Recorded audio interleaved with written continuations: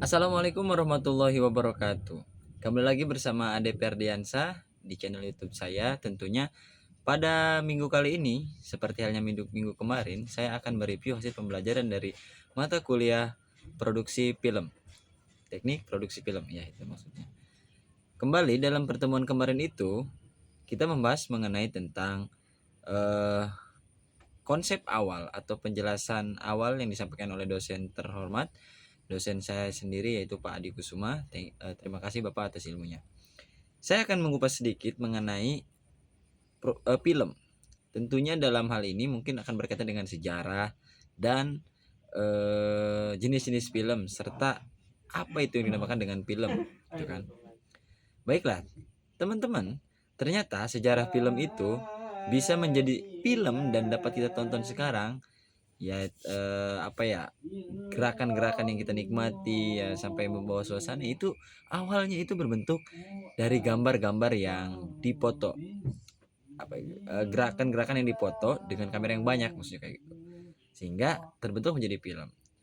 Jadi konsep awalnya, sejarahnya, orang itu menemukan memikirkan bagaimana cara menciptakan alat untuk menangkap gerak atau sinema, ya kan. Akan tetapi pada zaman dahulu itu kan karena susah ya. Awalnya yang pertama itu ada kamera, sehingga untuk bisa menangkap gambar mereka perlu banyak kamera yang digunakan, sehingga gambar-gambarnya itu bisa tertangkap, sehingga ketika gambarnya itu diruntutkan itu akan muncul gerakan. Nah, yang lebih singkatnya sering kita kenal dengan sebutan kayak film layar tancap kan, atau enggak film yang diputar itu kan kaset, apa ya, kasetnya itu kayak gambar-gambar yang beruntut. Nah, itu tuh awalnya dari gambar-gambar. Itu sejarahnya ya teman-teman. Pokoknya singkatnya kayak gitu. Kenapa bisa ada video ya, karena awalnya ada penangkap gambar. Dengan banyaknya tangkapan gambar itu terbentuklah sebuah tuh video. Dan video itu ketika dikuaskan baik menjadi sebuah film animasi yang dinikmati dan jadilah film gitu. Nah, selanjutnya saya akan membahas mengenai unsur-unsur film atau apa ya, jenis-jenis film. Film ini ternyata sering kita lihat di bioskop atau mungkin di series gitu kan. Itu tuh sama, tetap dikatakan film. Namun jenisnya berbeda. Yang sering kita ungkap dan sering dikatakan film yang sesungguhnya itu atau movie itu yang sifatnya dia benar-benar dalam satu tayangan dan dokumenter, mayoritas seperti itu.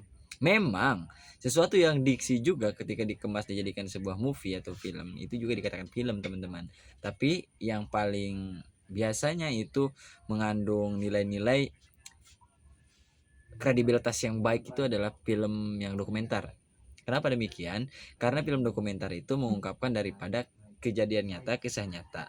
Nah, apa sih yang dilihat dengan kenyataan tersebut yang ditampilkan? Karena pada hakikatnya tidak mungkin ada kenyataan apa kejadian nyata yang direkam secara diniatkan gitu. Tidak mungkin kan? Nah, sejatinya yang dikatakan nyata itu adalah data dan sumber. Adapun dalam teknik penyampaian filmnya ataupun pengelolaan filmnya itu memang berbeda-beda. Ada yang disatuin dengan beberapa tag gambar tidak disengaja sehingga dijadikan sebuah film, ataupun memang pure yang diambil itu hanya datanya dari hasil wawancara observasi dari narasumber, dan sisanya itu dibuatkan kembali semirip mungkin, senyata mungkin, dan sesuai mungkin daripada sumbernya. Intinya film dokumenter itu adalah film yang menggambarkan daripada data yang diperoleh dari kejadian sesuatu. Contoh halnya G30 SPKI, kemudian tenggelamnya kapal Titanic. Ya, itu mungkin ya kayak gitulah kurang lebih. Dan apalagi ya yang bisa saya sampaikan dari hasil review pembelajaran, mungkin terkesan monoton ya, karena akan tetapi ini perlu diketahui hasil pemikiran saya terhadap apa yang saya dapatkan di pembelajaran itu sangat keren sekali teman-teman. Sejatinya saya sebelum mendalami tentang teknik produksi film harus mengetahui dulu jenis-jenis film. Ya di luar daripada film dokumenter banyak juga film animasi, terus kemudian diksi, yang di situ yang benar-benar emang dikarang biar menjadi suatu hiburan itu kan. Tapi kalau dokumenter itu kadang lebih target utamanya itu penyampaian informasi atas suatu hal yang telah terjadi. Dan kalau untuk konsepan bentuk recordnya itu emang semakin bagus semakin dinikmati begitu kan.